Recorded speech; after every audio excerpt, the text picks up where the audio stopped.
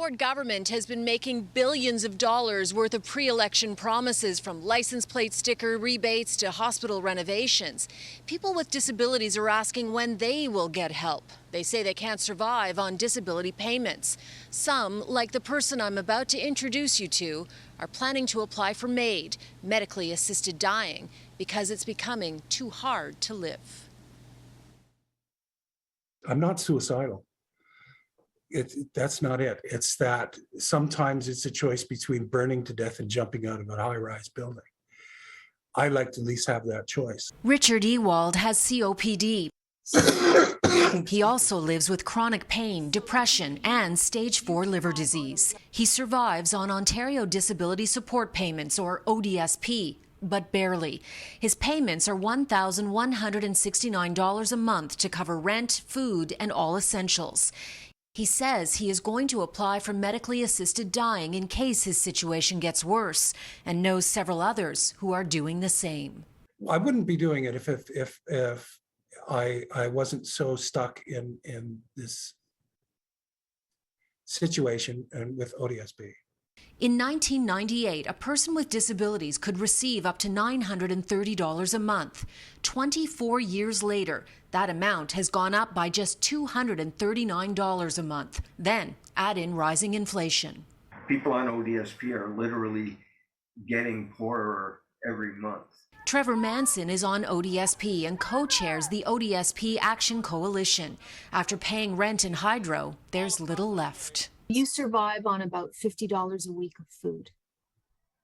Yep. That works out to $7.14 a day for groceries. He survives, as many do, learning the ODSP diet. For some, it's not much more than a potato a day. Others drink coffee because the caffeine is an appetite suppressant. Many others share their stories on Twitter. Day 6, no food, only 6 more to go. Dropped 10 pounds, though. Please, please, and please let me go to sleep and not wake up again. I alternate days I can eat. Today, nothing. Just before the last election, Kathleen Wynne promised to raise ODSP by 3% a year for 3 consecutive years. The Ford government cancelled those increases, instead raising payments once by 1.5%.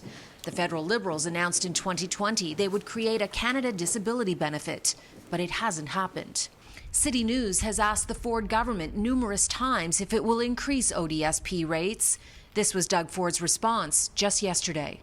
The people that are unable to work for any reason, be it physically, mentally, I will always be there, Jamie, to support them. I have over the last 4 years. We're going to continue to do it. But the people that are able to work in any capacity at all, the best way to help someone that is able to work is get them a job. But Manson says the majority of people with disabilities can't work. He believes they're being stigmatized.